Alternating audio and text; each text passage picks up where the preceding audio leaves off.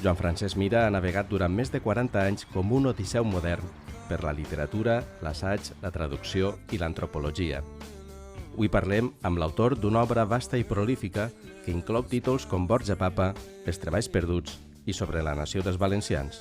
El projecte d'escriure literatura l'havia tingut ja des dels 20 i pocs anys, però sabia que no estava preparat per això. Per a mi, per escriure literatura, cada un pensarà el que voldrà. Per a mi, per escriure literatura, bona literatura, en prosa, s'ha de tindre moltes lectures prèvies, lectures molt reflexionades, assimilar molt la bona literatura universal i dominar la llengua. I als anys 60, per exemple, qui podia dominar el valencià literari, el català? Ningú. No hi havia. Jo no tenia cap formació. El que havia llegit de jovenet i dels 15, 16, 17, 18 anys, els clàssicos castellanos. Això sí, havia llegit Galdós, Lope de Vega, Cervantes, Quevedo, tot el que tu vulguis. Però en català no havia llegit res. Com tenia jo que posar-me a escriure una llengua que com a llengua literària no dominava els recursos? I els recursos lingüístics s'aprenen llegint. La societat valenciana en conjunt no recolza, no dona suport a cap literatura. Ni llegeix literatura ni li interessa. En tot cas, llegeixen les obres que estan així de bestsellers, preferiblement en castellà, perquè no saben més que castellà. No saben més. És que el valencià no els interessa perquè llegim en anglès, en francès, en italià. Què coi? No saben res. La societat, el 95% de la societat. Llegeixen literatura barata, literatura de bestseller, que normalment són unes coses horrendes, i bàsicament el 90 i pico llegeixen en castellà, perquè no els interessa res més. És natural que una literatura que els resulta, per a la qual no han sigut educats, que no se'ls ha, diríem, ficat en el cap, a través de la tradició escolar, universitària, publicitària, comercial, etc., i social, de que la literatura en la llengua del país, diguem-li, en conjunt en català i concretament els últims 40 o 50 anys en valencià, és una cosa molt respectable, que en molts casos està a l'altura de qualsevol altra europea. No del nivell de l'espanyola, ni de la italiana o de l'alemanya, però sí al nivell de les literatures mitjanetes de qualsevol part d'Europa. Estan perfectament a l'altura. Però els han educat durant generacions no únicament no per a interessar-se, sinó per a desinteressar-se, per a mirar-la, perquè lo normal, lo natural, el que veuen pels comerços, el que veuen a les llibreries, el que veuen a les paraetes, el que veuen a les llibreries del Corte Inglés, a les llibreries dels aeroports, a les grans estacions per ahir, és l'altre.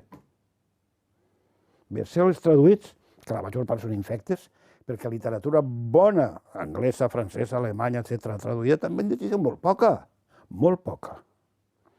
I la llengua pròpia, el valencià, no l'han vist mai com una llengua, diríem, de cultura.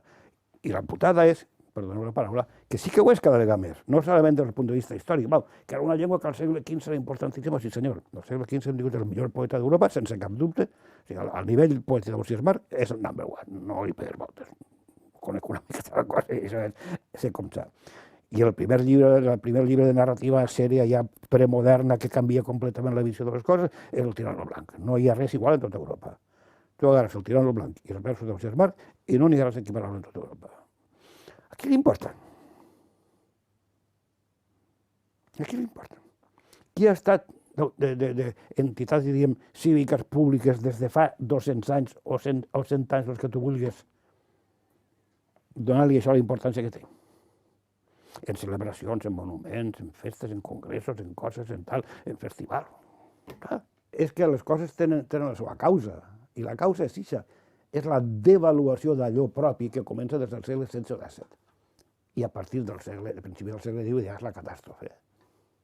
No solament és la devaluació d'allò propi, és avaluar només allò que no és propi.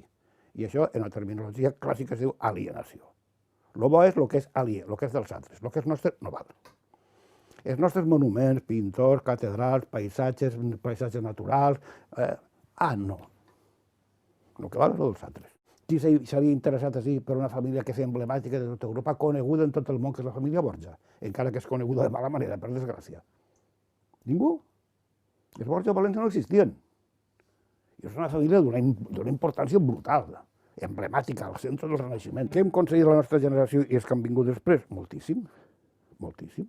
Hem aconseguit coses que l'any 1960 eren inimaginables. hem recuperat la llengua pròpia com a llengua de cultura de veritat. No 4 llibrets, un llibre de versos per aquí, un llibre de versos per allà, un conte, no sé què, no, com a llengua de cultura de veritat. Llengua de cultura que funciona. A més, les millors revistes en pensament que se fan en tota l'àrea de la llengua catalana se fan a València. La revista Método de Divulgació Científica, la revista L'Espill, la revista Debats. Ui, això és una cosa molt sèria. Les publicacions de la Universitat de València són una editorial universitària extraordinària.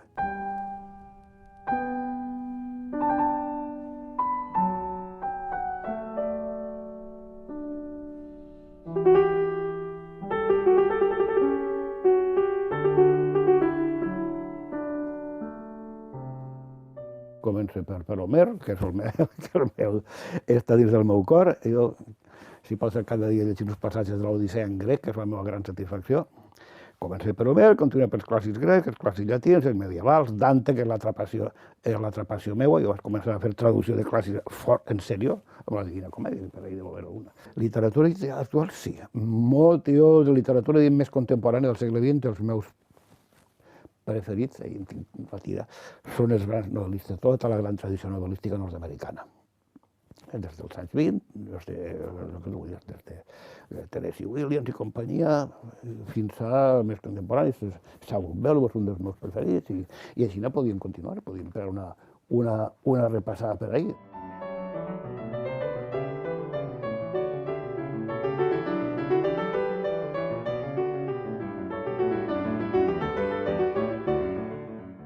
Home, hi ha coses que hauria volgut fer i no he arribat a fer, doncs hauria volgut fer alguna novel·la més bona, algun llibre de pensament teòric, això sí que m'ha faltat perquè tinc quantitat d'idees soltes per ahir, que algun dia les hauria d'haver replegat en algun llibre bàsicament de pensament sobre la realitat, sobre el món, sobre el que tu vulguis, pensament més de la meva formació inicial, que és de filosofia.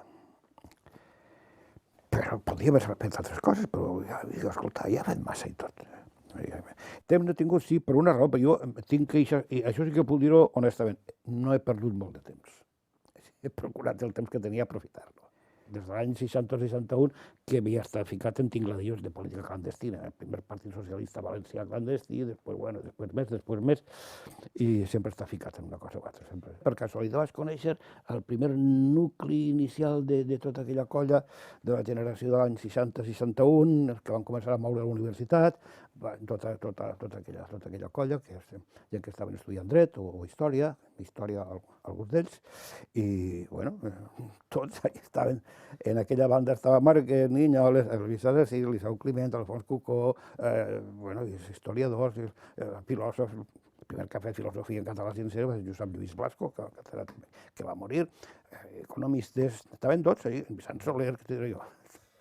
Tota aquella colla, doncs clar, com si diguem, va ser la primera generació, no una persona o dos, una generació sencera, 10, 15, 20 persones, que ens van posar tots a treballar i realment érem conscients que estàvem omplint uns forats que no sabien, treballant en coses que en aquest país no s'havien fet. En la meva feina intente tindre una idea de perfecció, a la qual sé, evidentment, que no arribaré mai, però és com un horitzó. O sigui, jo vull anar en aquell sentit, sobretot en la meva feina, diríem, d'escriptura. En la meva feina intel·lectual o literària, tinc un horitzó. Quan dic horitzó de perfecció, vull dir l'horitzó és aquella cosa a la qual no mai arribes. I, per tant, estàs permanentment frustrat, permanentment pensant que ho hauries de fer millor. Estava molt lligat a mon pare, però moltíssim. I va morir en condicions, en unes circumstàncies molt traumàtiques, em va deixar descol·locat, i jo anava al col·legi dels Escolapis, i aquella idea de vida religiosa intensa, pues, és la que estava com part d'alet en l'aire i vaig caure, pum! I ja està. I sí, la primera era jo, que en aquell moment que estava en la vida completament descol·locat i en fi, no volia ser torero, ni futbolista, ni advocat, volia ser sant, és a dir, volia dedicar-me a aquesta vida de religiositat intensa i, efectivament, vaig anar al seminari o al noviciat i vaig estar uns anys i al final, quan estava estudiant a Roma, aquells anys, l'any 1959-60, van començar les senyoretes romanes a veure's pel carrer que passejaven i a mi ja els ulls em van començar a girar un poc i vaig dir, vaig a buscar una altra classe de perfecció perquè aquesta pareix que no l'aconseguiré.